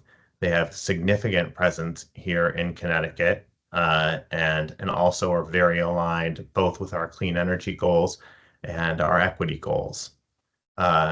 So the results in Q1 and Q2 of this year are meant to show that the company is doing well. They're exceeding their budget. They're exceeding their goals. And that's to say that that things are going well for the company. But that's also to say that by nature of doing so well, they require more and more capital. It's quite capital intense to implement these new systems, and now is not. And so because they're doing well, they also need more capital. It is they are always raising funds because of the implementing of the new systems, and as you can imagine, and as I put on the slide, time now is a time of uncertainty due to macro environment for both tax equity and also tax incentives that are in the budget reconciliation bill. So what they've asked is for companies that investors for Posigen that hold these convertible notes to delay the maturity date 1 year. This only affects a relatively small portion of our total investment with them. Most of our investment with Posigen is through debt. This is 2 convertible notes. It's about $300,000, and we asked the board to delay this 1 year, to delay the maturity 1 year alongside the other investors with the same security.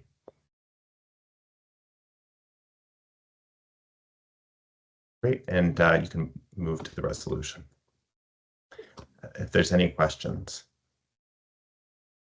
Questions, concerns? Okay. Do I hear a motion to approve Resolution 18?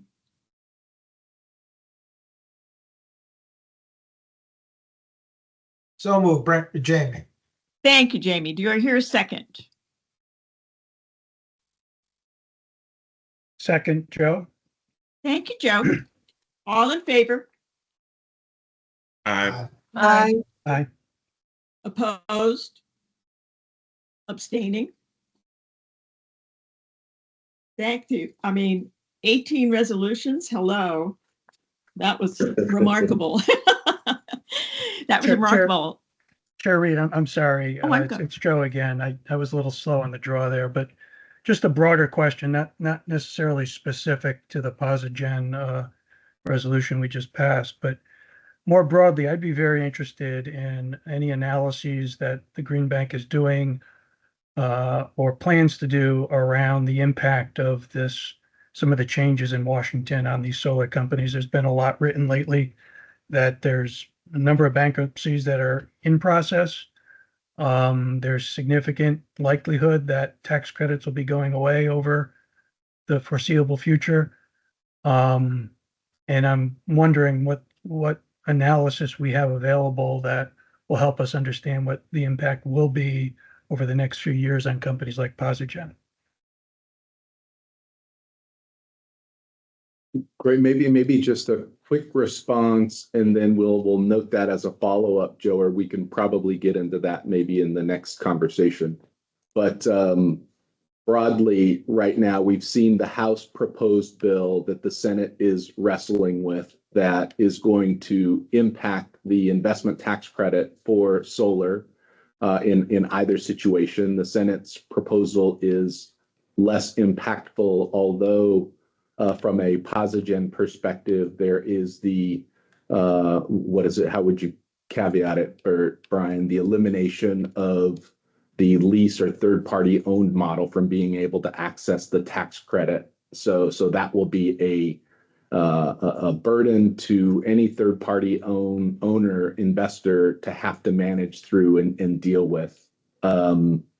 I could say broadly, our team on the ITC in general is thinking ahead about how to navigate the Senate version of the bill, which has to do with safe harboring and trying to ensure that the pipeline of projects that the team has built, we're going to have to make a decision and prioritize projects to achieve safe harbor to ensure that those tax credits are being delivered to the end users of the projects that we finance. So our team is kind of waiting in limbo, waiting for the Senate. So we're not spinning our wheels, but they are thinking ahead about how to deal with and manage in the event those tax credits are impacted from a broader portfolio perspective. But third-party owners, residential the residential solar market is going to take a big hit. The other point, I guess the last point I would make is that there is recognition of the extension for battery storage, which is good from Connecticut's perspective, as we want to see solar being paired with battery storage so that not only are we delivering the energy expense reduction benefits of solar, but also the resilience benefits and the peak load demand reduction benefits that solar offers, per what Ed Kranich was talking about in our energy storage solution. So I think in the Republican version of the bill is a continuation of storage through 2032, which would be a good thing for us. So we're still navigating, looking at all the different derivations of all of that, but definitely changes on the horizon, and our team is looking at what we can do to manage with our pipeline. Great. Thank you, Brian. That's helpful. And please keep us informed. I think these developments are going to be very impactful, and we're looking at them at deep, but the impacts are also will also be felt by Green Bank and your partners.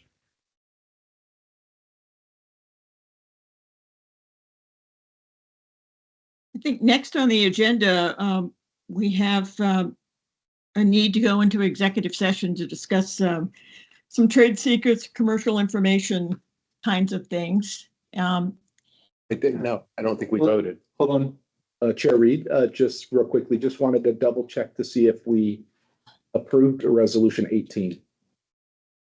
I thought we did. Did we? Didn't we? I thought we did. You did. Yeah, I Jamie think we had did. motioned and Joseph had seconded. Yeah. Thank you. And yes, but did we vote? I thought we voted. Ariel, our minute taker. Oh, Ariel, you're on mute. Yeah, I'm just scrolling back through the dialogue. Yep, I'm seeing the A's. Yes. Thank you. Excellent. Thank you. All right. Thank Sorry you. about that. Thank you. Thank you. Incredibly valuable member of our team. Thank you, Ariel. All right. Thank you, Ariel.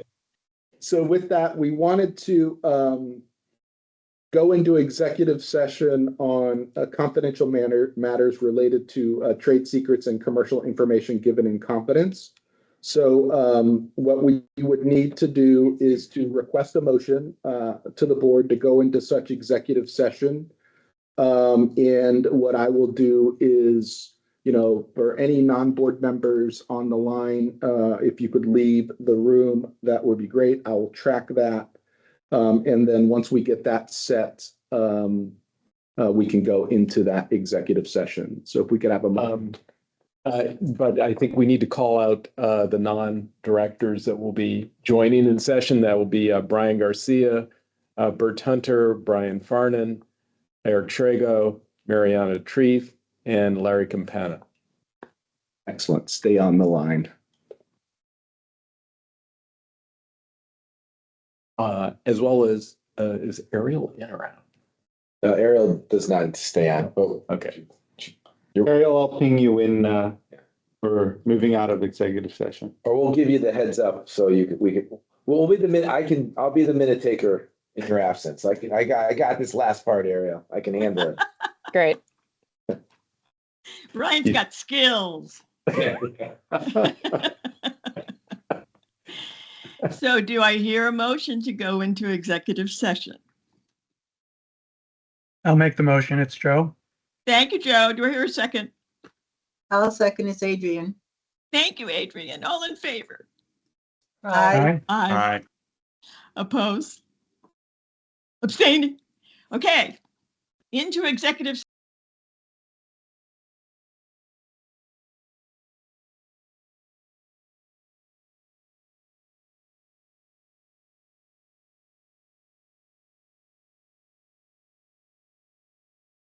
Okay, we are returning to public session from our executive session.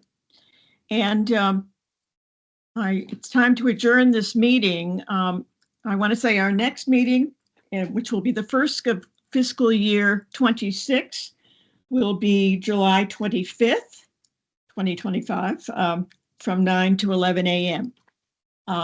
Do I hear a motion to adjourn this meeting? I'll make the motion to adjourn. It's Joe. Thank you, Joe. Do I hear a second? Second, Jamie. Thank you, Jamie. Okay, all in favor? Hi. Aye. Opposed? No. All right. We are adjourned. Have a great weekend, everybody. Thank Okay. you for Bye, hanging Bye, in. all. Thank Thank you. you. Fair. Bye-bye.